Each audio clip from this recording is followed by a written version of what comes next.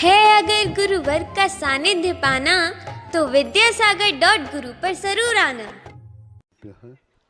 ओम नमः सिद्धेभ्यः। अहिंसा परमो धर्म की, आचार्य गुरुवर श्री कुंद कुंद भगवान की, आचार्य गुरुवर श्री ज्ञान सागर मुनि महाराज की,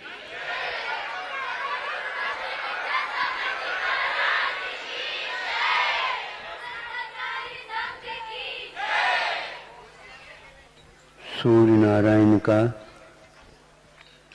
प्रातः काल से लेकर के अंत तक किस प्रकार दुनिया उपयोग लेती है, इस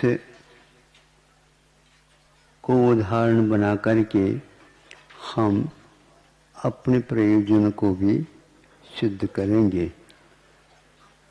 आप लोगों को ज्ञात होगा, जब सूर्य का उदय होता है तो कैसा नज़ारा रहता है, कैसा दृश्य रहता है, इसके बारे में कई लोग अपनी इसकी प्रतीक्षा करते रहते हैं और बड़े बड़े उत्तुंग पहाड़ या स्थानों पर जाकर के पहले से ही उपस्थिति रख लेते हैं, फिर बाद में उसकी प्रतीक्षा करते रहते हैं।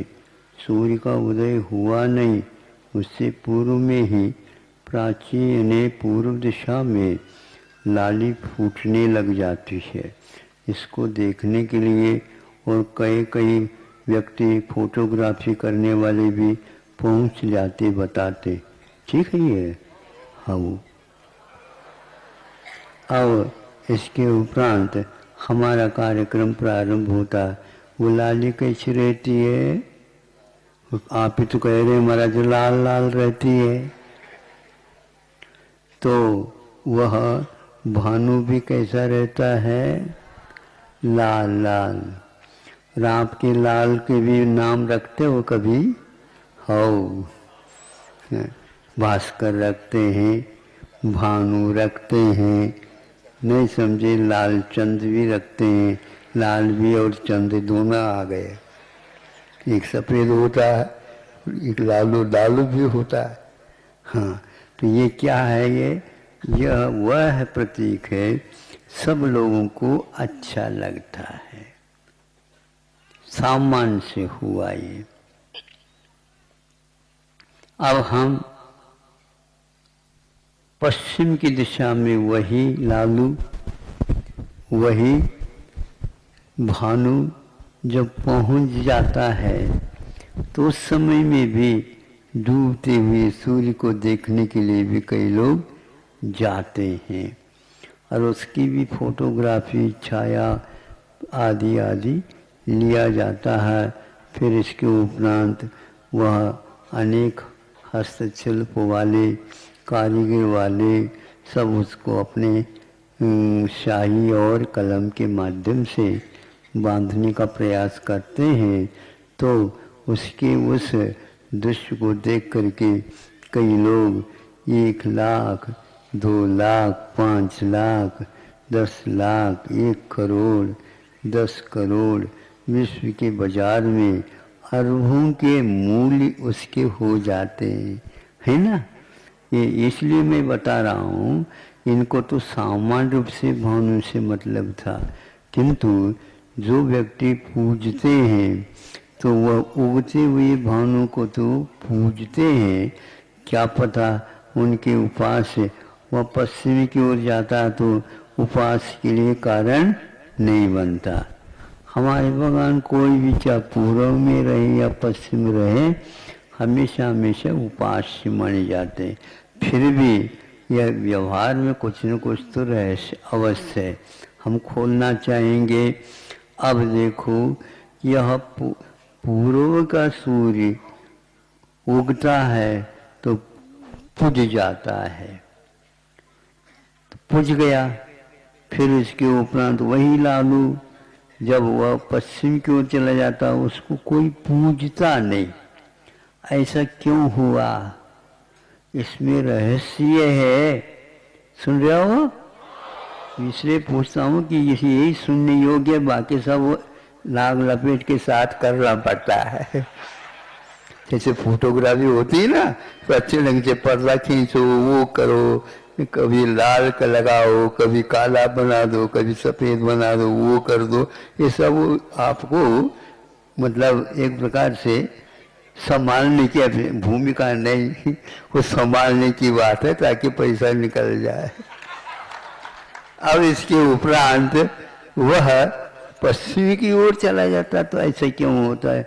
तो यह रहस्य है।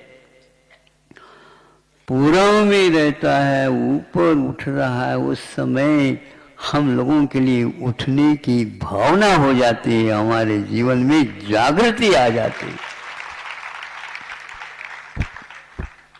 इसीलिए हमारे जागृति के कारण होने से उनकी आरती उतार लेते हैं, ये प्रयोजन है। और वही जब उधर चले जाता है तो वही लाल है, लाल लाल है। आबू में जाकर के देख लेते कई लोग, सोन मूड़ा अमरकंटक में चले जाते हैं, पचमढ़ी चले जाते हैं, जहाँ उत्तुंग पहाड़ स्थान आदि होते हैं वहाँ से देखते हैं। तो कभी ये भी बात आई है क्या कि स्वर्ग के लोग भी इस प्रकार देखते हो? हैं? उनको इससे कोई आकर्षण नहीं है, क्योंकि उनके यहाँ हमारे से हमेशा हमेशा ऐसे लाल रत्न दीप वहाँ पर जलते रहते हैं, जिसके आलोक में वो रहते हैं। तो यहाँ के लोग तरसते हैं, भाई हमें भी देखना है। तो कहते हैं भैया मरना पड़ेगा तभी देख सको।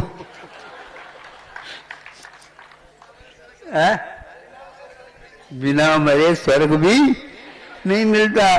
तो वहां का जो वह रत्न का दीपक है लाल लाल ऐसा रहता है, इसको कभी लोग बहुत अच्छे ढंग से लिख देते हैं। उसको देखने के लिए लोग निदान कर लेते हैं, करते हैं ना, बिल्कुल। सुर काया को नरपति तर से सो दुर्लभ। हम इसलिए बता रहे हैं कि निदान वाले तो कुछ रहते हैं क्या? नहीं, वो तो यही तो वहाँ के सुरपति को देखने के लिए, वहाँ के दृष्ट को देखने के लिए निदान कर लेते हैं। ये अज्ञान था। इसलिए जो वह आरती इसलिए उतारी जाती है कि उसके कारण हमारी नींद भंग हो जाता, निद्रा दूर हो जाती है। इसलिए हम उनको याद करते हैं, पूजते हैं, और फिर बाद में उसकी कोई पूजा नहीं करते। अब पश्चिम की ओर चला जाता तो क्या होता है, सुनो। प्रभात में भी लाली होती और संध्या में भी लाली, एक जगाती एक सुलाती, कितने अंतर वाली। यह हमने वहाँ पर जो गुणभद्र महाराज जी ने आत्मानुशासन में आत्मानुशासन लिखा है, उसमें 2 लाइन लिखी। 2 लाइन हमारी बनी नहीं, क्योंकि पूर्ण तो उसी में श्लोक हो गया। अब क्या करें? फिर हमने सोचा वहाँ पर प्रशस्त राग और अप्रशस्त राग का विषय होगा, तो हमने सोचा कोई बात नहीं कि वह प्रभात में भी लाली होती और संध्या में भी लाली होती, एक जगाती और एक सुलाती। जगाती का मतलब क्या है? विषयों से जग जाते हैं। इसलिए हम प्रशस्त राग के साथ प्रभु की वंदना करते हैं। वह बंद के लिए कारण भले हो, किंतु बंद के नाश के लिए भी कारण हो जाता है, क्योंकि हम सोए नहीं, हम जाग रहे हैं। जागने का अर्थ ये है, प्रभु के दर्शन करने से हमें जागृति का भाव उत्पन्न हो जाता है। और जब जागे तब सवेरा। तो तेरा सवेरा तो वही है जब जाग जाए।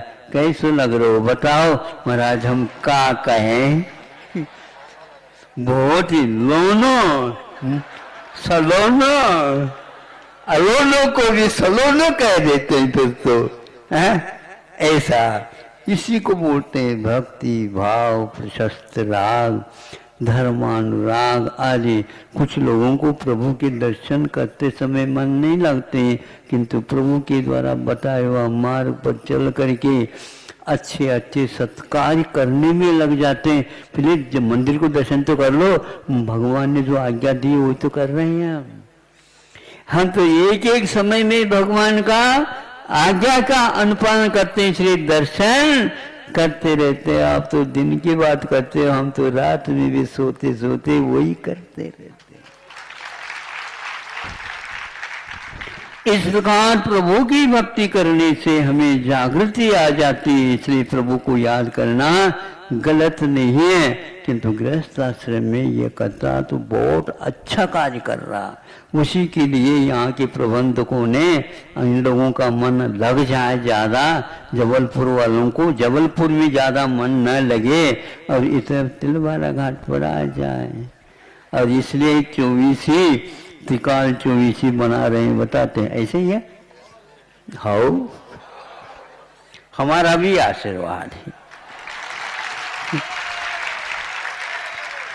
क्योंकि जो इसमें लगेगा और ज्यादा मन लगाएगा तो वो सारा सारा अपने को हिस्सा तो मिलेगा ही, बिन मांगे मिले। हाँ बिल्कुल, कार्य ऐसे करते रहो।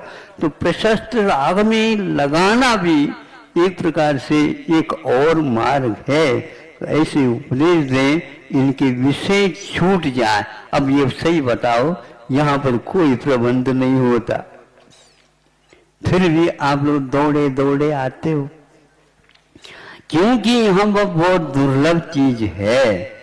यहाँ पर हम कुछ समय के लिए विषयों को ऐसे भूल जाते हैं, ऐसे भूल जाते हैं। यहाँ पर कुछ विषय नहीं, भले ही भोजन करते सब कुछ होता है, लेकिन वहाँ का याद नहीं आता, इसीलिए ये बनाए जा रहा। इसलिए इसको आप बंद का कारण नहीं, वह लाली होती हुई भी जगाने के लिए लागी होती है। इसलिए इसकी प्रतीक्षा, इसके दर्शन करने के लिए सोचते रहते हैं।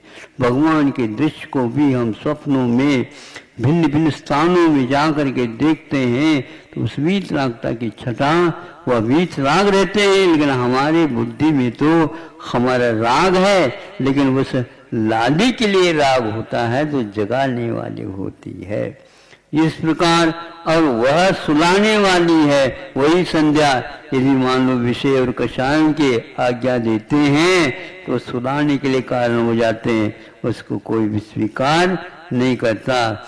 इसलिए वह सुलाने का अर्थ सोने के लिए, एक लाली सुला देती है, विषयों की ओर चला जाते, रात की ओर चला जाता, और एक रात से पौ फट जाते वो दिन की ओर आता है।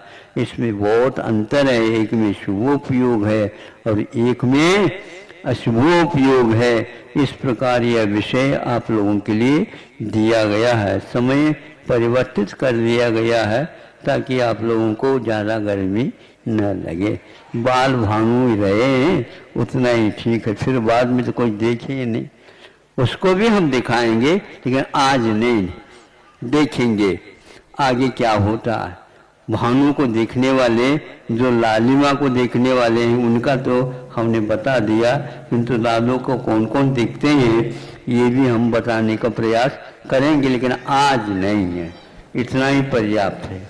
हो तो कह दो, अहिंसा परमो धर्म की।